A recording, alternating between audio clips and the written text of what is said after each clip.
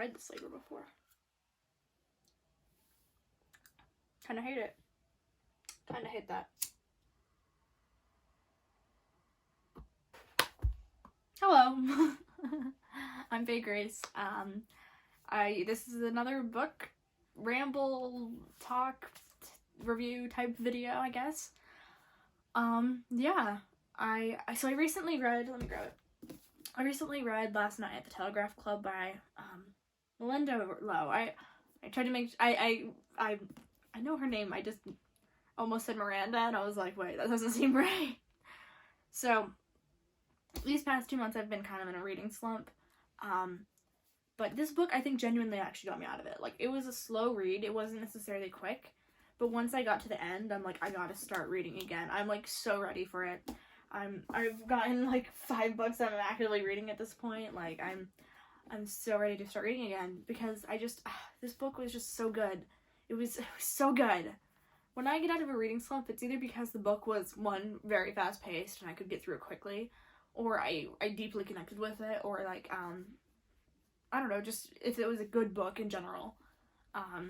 Another book that's got me on the reading slump is The Westing Game. I reread that one constantly to get myself out of reading slumps, but I just have read enough that I'm like, I don't know, maybe I should try other books to get me out, because I feel like reading The Westing Game 27 times a year is not healthy at all. But I really enjoyed this one. So last night at the Telegraph Club is about a Chinese American girl named Lily Hu. Lily Hu. I've been stumbling over my words recently. In about 1954 to 1955.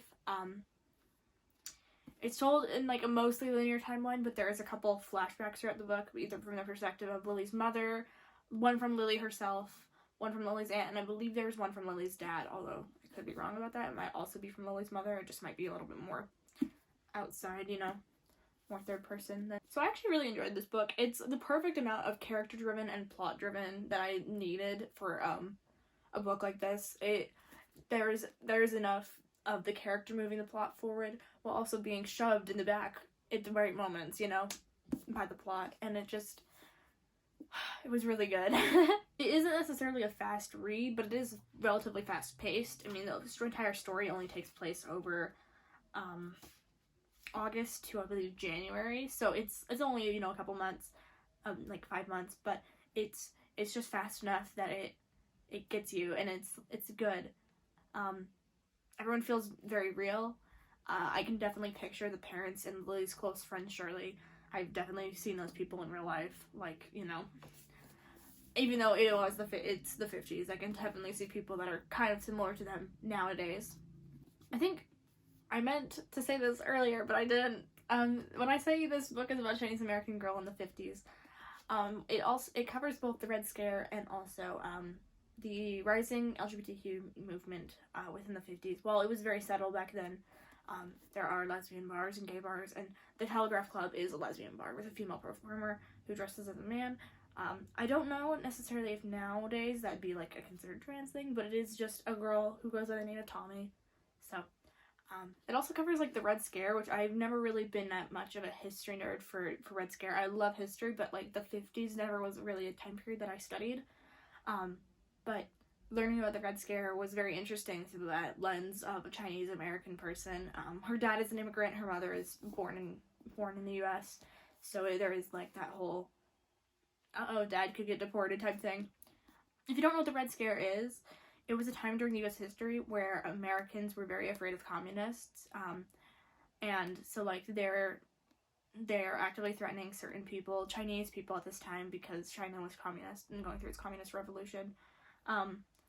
They were actively dealing with those they were threatening these people and deporting them, sending them back to China, sending them back to Taiwan, sending them back to the country of origin that they were from, because they were afraid that they were communists going to infiltrate the US government.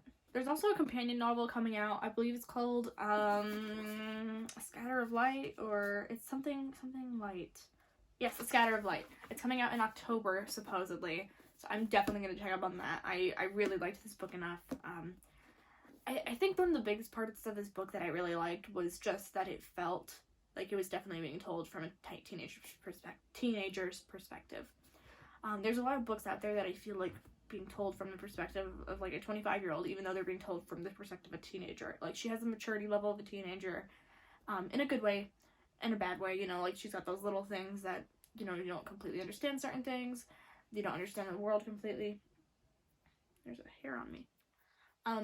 But it's just told in a way that like feels very realistic. And while I never lived in the 50s and I've never been anything other than the whitest person I know, I definitely felt like I couldn't relate to her on the Chinese issues, but on the LGBTQ issues, I could definitely feel the confusion that you get when you are realizing that you're not like everyone else. I'd highly recommend this book to anyone who's interested in like sapphic romances, historical fiction, young adult fiction in general. Even though it is a historical fiction, I think that it definitely could appeal to a young adult audience.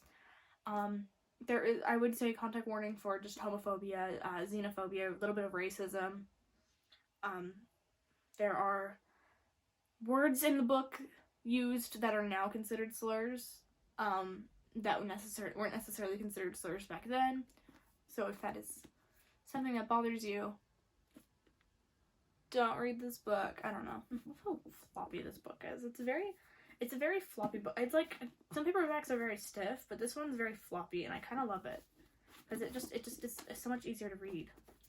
Something else I meant to say at the end of my last video, but totally forgot, is that my reading goal for May is to read 3 books. So far I read 2, this one and the second Heartstopper, which I thought about making a video on Heartstopper, but I feel like it's just everyone makes videos on Heartstopper, so I don't need to make a video on Heartstopper.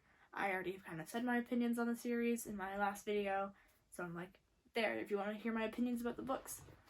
I like them, they're good, but this is, I like to make videos about things that aren't necessarily covered. I haven't really seen many videos on this book, so I thought I would make one.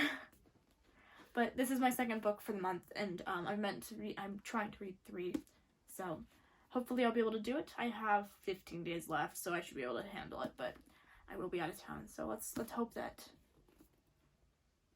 I can read another book. I think I can, though. So, oh, I totally meant to say, this is a 5-star read for me. I give 5 stars out a lot more easilier than I think a lot of other YouTubers do. I give them out really pretty easily. Yeah, it's a 5-star read. It was good. I didn't have any issues with anybody I didn't have issues with the writing. I thought it was very well written, very well stated. And I don't know, I really liked this book. And yeah, the ending, I will be perfectly frank, I was not a huge fan of how it ended. But I also can recognize, I try to say this without spoilers, I can recognize the realism in the ending, and how that is probably how it would have happened in the time period.